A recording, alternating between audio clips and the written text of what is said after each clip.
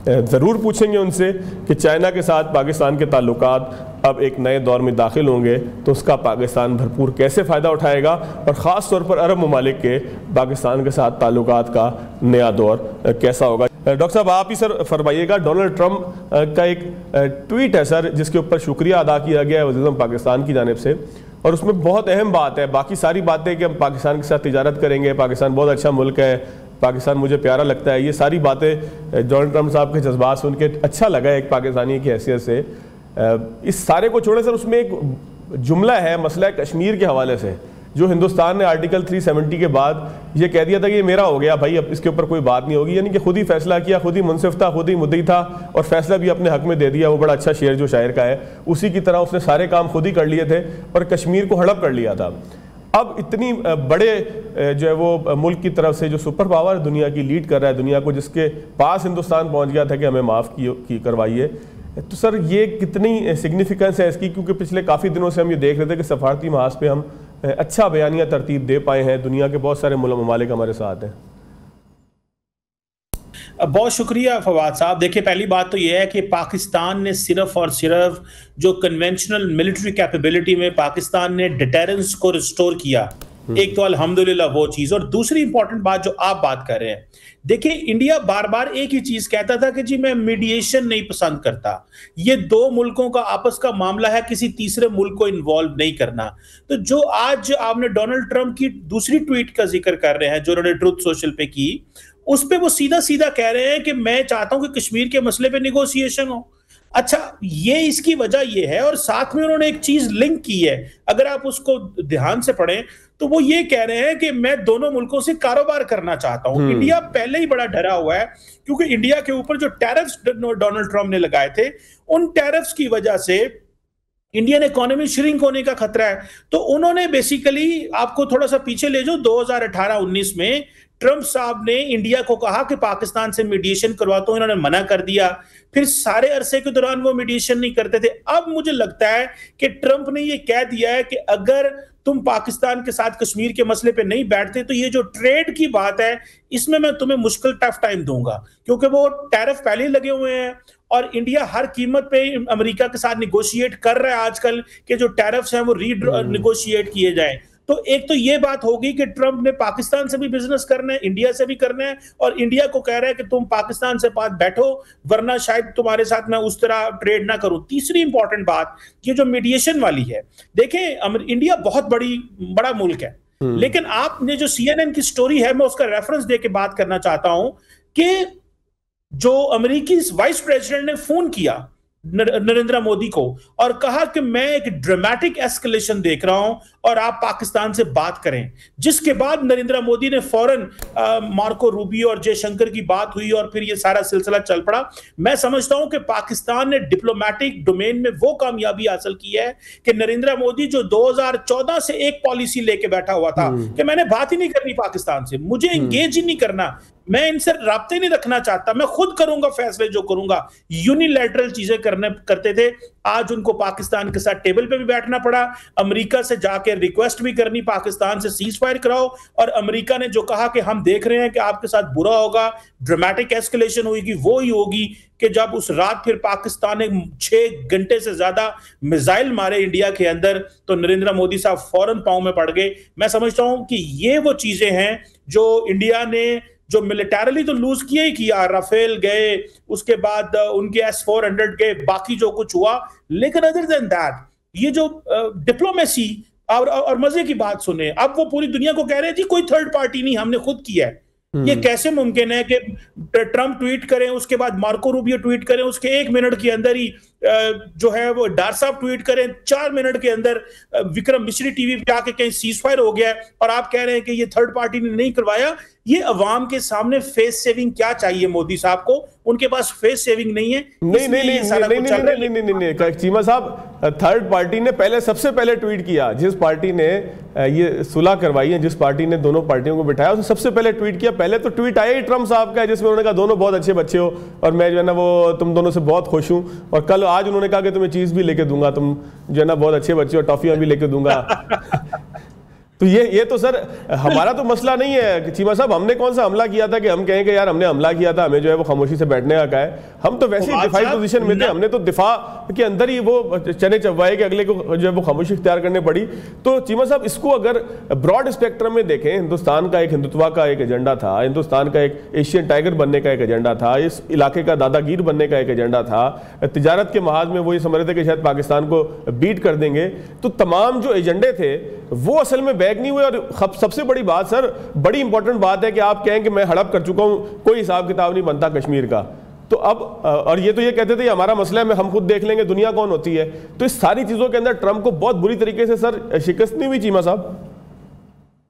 देखें, ये बड़ी अच्छी बात आपने की है फवाद साहब। देखें, इसमें एक और चीज भी है। मैं समझता हूं कि पाकिस्तान ने सारे साउथ एशिया को नरेंद्र मोदी की ये जो हिंदुत्व की आइडियोलॉजी थी, जिसके तहत ये एक एक्सपेंशनिस्ट पावर बनना चाहते थे, ये एक खित्ते के ममालिक को ये कह रहे थे कि मेरी हेजमनी को मानो। कभी मालदीव्स को अंदर फौज भेजते थे, कभी नेपाल के साथ ज्यादती करते थे, बांग्लादेश के साथ देखें क्या किया, श्रीलंका को देखें। ये जो एक्सपेंशनिस्ट पॉलिसी और खित्ते में अपना जो एक बड़ा मुल्क होना और बड़ा एक जोम होना कि हम ये कर देंगे वो कर देंगे, सब मुल्कों को डराते थे। मैं समझता हूं कि पाकिस्तान ने तमाम साउथ एशियन ममालिक को लिबरेट करवाया है। ये पाकिस्तान की कामयाबी नहीं है फवाद साहब, ये पूरे के पूरे साउथ एशिया की कामयाबी है कि वो भारत के जो हेजेमोनिक डिजाइन्स थे कि इस खित्ते में मेरा राब चलेगा। देखिए, इन्होंने सार्क को डिसफंक्शनल कर दिया। इन्होंने कहा जी ये प्लेटफॉर्म को मानते ही नहीं है क्योंकि ये हमारी मर्जी का प्लेटफॉर्म नहीं, इसमें पाकिस्तान है। इन्होंने एक और प्लेटफॉर्म बिम्स्टेक के नाम से शुरू कर लिया, जिसमें और ममालिक को ऐड कर लिया और जो बाकी सार्क ममालिक थे उनको ऐड कर लिया। सो पाकिस्तान ने उन तमाम ममालिक को भी लिबरेट कराया। ये पाकिस्तान की कामयाबी नहीं है, ये पूरे के पूरे खित्ते की कामयाबी है। और हम एक ही चीज कहते हैं कि आए बराबरी से बैठे, बात करें, डायलॉग करें। हम इमीडिएट देखिए 6 घंटे मार मार के मिसाइल हम इमीडिएटली, आपको अगर मैं थोड़ा इसका सीक्वेंस बताऊं, जब पाकिस्तान ने 6 घंटे मिसाइल मारे, ठीक 10 बजे सुबह उन्होंने 10:30 बजे प्रेस कॉन्फ्रेंस की और कहा कि हम डी एस्केलेट करना चाहें अगर पाकिस्तान एस्केलेट ना करे। तो आप इमेजिन कर सकते हैं कितना खौफ था वो 6 घंटे का नरेंद्र मोदी को कि उसकी फौज ने 30 मिनट बाद आके कह दिया कि हम एस्केलेट नहीं करना चाहते अगर पाकिस्तान ना करे। The situation is very clear. हमने खित्ते को भी इसमें चीमा साहब इसमें 2 पॉइंट बनते हैं। मैं आपसे 2 पॉइंट्स के ऊपर दोबारा बात करने के लिए मैं चाहता हूँ ये राउंड मुकम्मल करके आऊँ। एक तो खित्ते की आपने तस्करा किया कि ये पूरे खित्ते की कामयाबी है और फिर एस्केलेशन नहीं चाहते। ये डॉक्टर वो जो 3 खातून सूफिया कुरैशी, हमें देखें नाम भी याद हो गए हिंदुस्तान के तर्जुमानों का, तो जो खातून थी सूफिया कुरैशी साहिबा, उनका ये कहना क्या ये इस मैं आपके पास सवाल अभी से छोड़ जाता हूँ, क्या इस बात की दलील थी कि हिंदुस्तान का प्लान नाकाम हुआ था जो ये समझता था कि पाकिस्तान पर अटैक कर देगा, फिर आलमी बरादरी के प्रेशर में पाकिस्तान जवाब नहीं देगा, खामोशी से बैठ जाएगा और हम पाकिस्तान के ऊपर एक हमेशा एक हाथ रखेंगे कि जब चाहे तुम्हारे पर स्ट्राइक करेंगे और हमें एक हमेशा जवाब मिलेगा। चीमा साहब, ये सवाल मैं आपके पास छोड़ के जा रहा हूँ ताकि नाजरीन की और आपकी दिलचस्पी भी रहे जब राजा फैसल साहब हमसे गुफ्तगू करें। राय साहब, जिस तरह से मेरी चीमा साहब से बात हुई डोनाल्ड ट्रंप के ख़ास तौर पर उस किरदार की, और उस किरदार के अंदर बीइंग पाकिस्तानी मुझे खुशी ये थी कि मेरा अपर हैंड तस्लीम किया गया, मुझे रिस्पेक्ट दी गई, मेरे साथ ट्रेड की बात की गई, मुझे ये मेरा ये मौक़िफ़ तस्लीम किया गया कि ये हिंदुस्तान और पाकिस्तान के दरमियान एक तनाज़ा है जो हिंदुस्तान ने आलमी बरादरी को और सबको ये बताने की, बावर कराने की, लॉबिंग की कोशिश की थी कि मसला कश्मीर जो है वो मैं अपने पार्लियामेंट की करारदाद के ज़रिए आर्टिकल 370 को ख़त्म करने के ज़रिए मैं जो है वो अपने हिस्से मतलब मैं कब्ज़ा कर चुका हूँ, मुझसे बात ना करें। तो ये तमाम महाज पर आज का ट्वीट, कल का ट्वीट, इन तमाम ख़ास तौर पर भी हम ट्रंप पे बात करेंगे, मैं फिर आगे आपके पास भी आऊँगा आप मौजू लेके। तो इन दोनों के हवाले से पाकिस्तान की कामयाबी को कैसे देखते हैं? देखिए फवाद, अगर देखा जाए तो पाकिस्तान पहले दिन से ही कामयाब रहा। उसकी वजह यह है कि पाकिस्तान ने जो पहली सेंटेंस कही, पाकिस्तान ने ये कहा कि प्रोब की जाए, we are not a country that wants to war. हम लोग पीसफुल सॉल्यूशंस चाहते हैं, हर एक कॉन्फ्लिक्ट का पीसफुल सॉल्यूशन चाहते हैं। पाकिस्तान मॉरली पहले दिन से आज तक K2 के ऊपर बैठा है और इंडिया इस वक्त शायद गर्क हो चुका है बहरे हिंद में, और मॉरली कोई स्टैंडिंग नहीं, डिप्लोमेटिकली कोई स्टैंडिंग नहीं इस वक्त इंडिया की। और मैं इसके पीछे रीजंस बताता हूं कि डोनाल्ड ट्रंप ने और अमेरिकन ने आई थिंक गिन गिन के एक एक जो बदला था भारत से वो ले लिया है। वो कैसे लिया है? क्योंकि उनके यहाँ ये एक सेंटिमेंट चल रहा है कि हमने भारत को लीवरेज दी, हमने भारत को एज एन एलाय रिकॉग्नाइज किया और उसको हम लोग अपाची, शनूक्स, फिर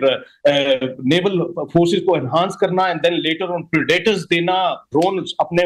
उन्होंने दिए। सब कुछ करने के बाद भी